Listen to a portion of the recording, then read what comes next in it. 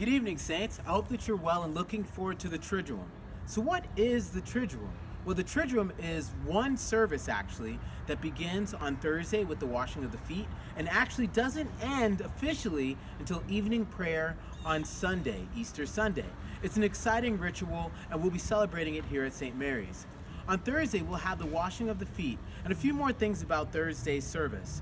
You know, the washing of the feet is a ritual that Christians all over the world do, and that some Christians, such as Jehovah's Witnesses, will actually do only that and nothing else of the Triduum. It's an important service where we also celebrate the institution of the Last Supper. Now, on Good Friday, we have an interesting service. Good Friday services used to traditionally be all 3 hours long. Why? Because the belief was that Jesus spent 3 hours on the cross. And so those services would include many things to fill those 3 hours, including matins, the solemn collects, sermons on the last words of Jesus, and also veneration of the cross, and finally, anti-communion.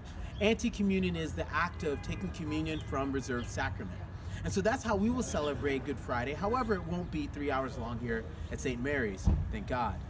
In addition, we have Holy Saturday. Now, one thing that not a lot of people know is that on Holy Saturday morning, there's a separate service in the morning that is a quiet service where we spend time with Jesus in the tomb.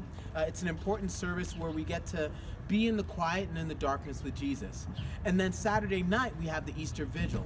And believe it or not, the Easter Vigil used to be the only celebration of Easter. The thought was that the next day began at nightfall. And so nightfall on the day before, I guess that Sunday, they would have the Easter Vigil celebration. So the Easter Vigil celebration is the day where we move through darkness into light and where we go through all the things that we didn't do in Lent to begin at a big celebration at the end.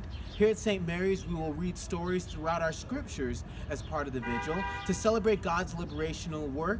And then after that, we will continue on to say the first A words of the Easter season. It's an exciting time and a great way to bring in Easter. On Easter Sunday morning, we'll gather as we do and celebrate Easter in a way that we didn't until the 3rd century, when there were enough little Christians that they needed to do something during the day.